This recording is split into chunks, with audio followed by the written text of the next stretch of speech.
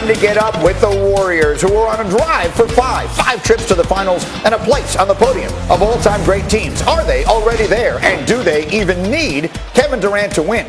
Someone who knows is an emphatic yes on that question, and who it is might surprise you. And then, of course, there's Magic Johnson. He went scorched earth on the Lakers yesterday. We'll tell you why this could be one of the most important moments in franchise history as Get Up starts right now. And a very pleasant good morning from New York. We are delighted that you have chosen to wake up with us today. RJ is back. Coach Tibbs is back. And look who's here. The big swagoo. Let's go. Ready to do his favorite thing in the world, and that is talk about basketball. Yes. And a whole bunch of NFL as well. Could the Warriors make history last night and advance to the finals for the 5th consecutive year? That's our top story. It's our game of the night. It's Steph against Dame Lillard as Lillard and the Blazers try and keep it alive in Game 4. And RJ, in the second quarter, it's Myers Leonard drilling threes. He was 10 of 12, 25 points in the first half. Dude, look, when Myers Leonard goes for 25 in the first half, his career high in his life, including high school. They were saying about college and NBA. So he was spectacular, but in the third quarter, again, look at Dame Lillard. This is not nice what he does to Alfonso McKinney here. Look, young fella, you're at the top of the key with Dame Lillard. You're trying to move your feet fast, but Dame is just too good, too quick. This is one of the few highlights Dame had. Portland as many as 17 points up in the third quarter, which means the Warriors had them right where they want them, because here they come. There's Steph drilling a three. That's impossible. Then less than 5 minutes to go, taking it inside, and they've tied the game at 104. So much for the lead. They actually played more of this series from behind than in front. Less than 4 minutes to go, tied at 106. Tied no more. Draymond Green with the three. Green and Curry, first teammates to each have a triple-double in a postseason game ever. On the other end, Portland down by 2, trying desperately to keep their season alive. That's Lillard knocking down a 3 as it rattles home. Portland up 1. Just over 2 minutes to go. Portland still leading by 1. Steph, no good. Now we're going back in the other direction. And how about this slam dunk from Leonard? Oh, my God!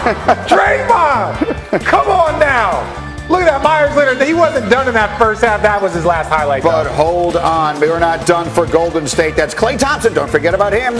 Ties the game at 111. Still tied. Less than 20 seconds to go. Watch Steph Curry here. Watch, he's going to lose it inside. He's going to get it back, and then he wants to get back to the three-point line. Oh, look at that. His brother. Watch Steph on the sideline. Watch, he's calling for the walk here. Why he's traveling? He can't take that. Even Steph Curry's not allowed all those steps. They do call it. So the Blazers get the ball. Less than 10 seconds to go. Blazers looking to salvage one win in this series. Where are they going to go in those 10 seconds? Damian Lillard sizing up his man. Little hook shot for the win. No good. We go to overtime. Less than a minute to go in the extra session. Warriors leading it by 1. It's Steph. Here's the biggest shot of the game, and it's made by Draymond Green. They're leaving him open all the time. I told you he had a triple-double, 18 points, 14 boards, 11 assists. Right at their bench. No bucket bigger than that one. Warriors up 4, less than 10 seconds to go. It's a 2-point game. Blazers down those 2. They need this for the tie. No good, but it's out of bounds, and they're going to put a little time on the clock, so they'll have 3.3 seconds left in their season. Dame Lillard for the win. Not even close, and it's all over. In a sweep, Blazers fall. Warriors by 2. They advance to the finals for the 5th consecutive year. An extraordinary accomplishment for an extraordinary team. I hope it doesn't go unnoticed or underrated. 5 straight finals hasn't been done since the 60s, since Bill Russell's Celtics. Hasn't been done for a reason. It's really, really difficult. I think the way that we play, we don't take anything for granted. Every single night, especially when you get to the playoffs, there's a hunger about us, and whether we win or lose, we take pride in how we play. And 5 straight finals and the historic nature of what that is kind of crazy to think about. We want to enjoy it. We know 4 more wins defines your season, winning a championship. So got to stay locked in. To be the 5 straight finals. I don't even know what to say about it. This is what you play for. This is our goal every year, and to get here 5 straight times is special. And saying that, we know we still have more work to do. The goal is never just to get to the finals. The goal is to go win the finals.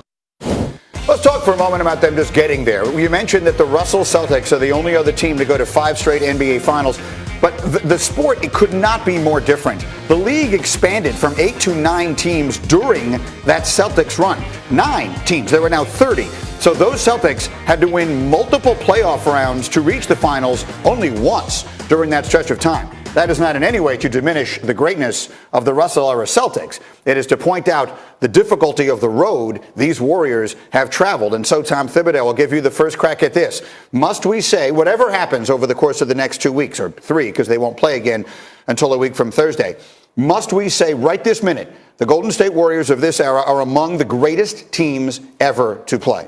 I think no question about it. To get there 5 straight years, and I think they're also looking for things to motivate them. Obviously, when you look at best record, the 73 wins, they check that box, back-to-back championships, and then of course the three-peat. That's motivating them. But the Celtics, the Bulls, they're all great teams. Well, you'll see some of them. Obviously, these are the Russell-era Celtics. That's Bob Cousy and Bill Russell. And now we're going back really to the earliest days of basketball, to the earliest days of the NBA. And then, of course, the Showtime Lakers. That's Magic Johnson. We'll talk about him again in a minute under completely different circumstances. But these great Laker teams of the 80s, they didn't go to the finals 5 consecutive years. They never won 3 straight championships. Obviously, among the greatest teams of all time. And then there have been many others that you would put into the conversation alongside them. And now Michael Jordan's Bulls teams, of course. In Chicago, they will use the phrase minimum 8-peat, which is to say, had Michael Jordan not walked away from the game voluntarily for 2 years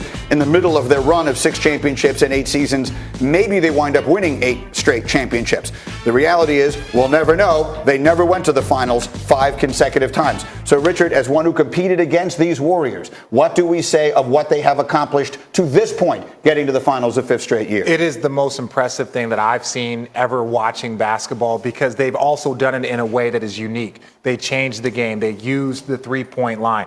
The way that they drafted everybody and in their core. Not everybody. In their core, they drafted, because it started with Clay. It started with Draymond. It started with Steph, right? And those guys made it such an attractive place that other people wanted to come. So when you draft your core, and now look who they're here right now with their core guys. So I think the way they did it is so impressive, and they've been professional. And also they've played the brand of basketball that other great players want to come. That's so impressive. And quickly, what do we say of the fact that they just did this? They just swept the 3 seed without Kevin Durant. Look, I understand that everyone wants to do this Kevin Durant dance back and forth, but they were a great team before. And that was, we don't have to talk about the issue. I want to focus on how great they are. But Kevin Durant makes them unbeatable. Kevin Durant, to me, makes them the most unbeatable franchise that we have seen in modern day sports. I think that they are better than the Lakers three-peat. I think that they are better than, the Bulls. I really and truly do, because if you look at what they accomplished and the amount of weapons that they have. When you watched, though, Tibbs, what we just saw them do with Steph Curry, first player ever to score at least 30 points in every game of a 4-game sweep. Draymond with a triple-double last night. Boy, those guys look awfully good playing just as they did in this series. Yeah, and I think that's the mark of their team, is they can win games a lot of different ways. And to have Draymond playing at the level he's at, and obviously Steph. But I think seeing how they rebounded the ball yesterday, they badly out-rebounded Portland. It told you how badly they wanted to win that game, and understanding how important rest is. Look, the reality of it is this. They now have 9 days until they will start the NBA Finals, to your point. We don't know exactly what the status of Kevin Durant is. We don't know what the status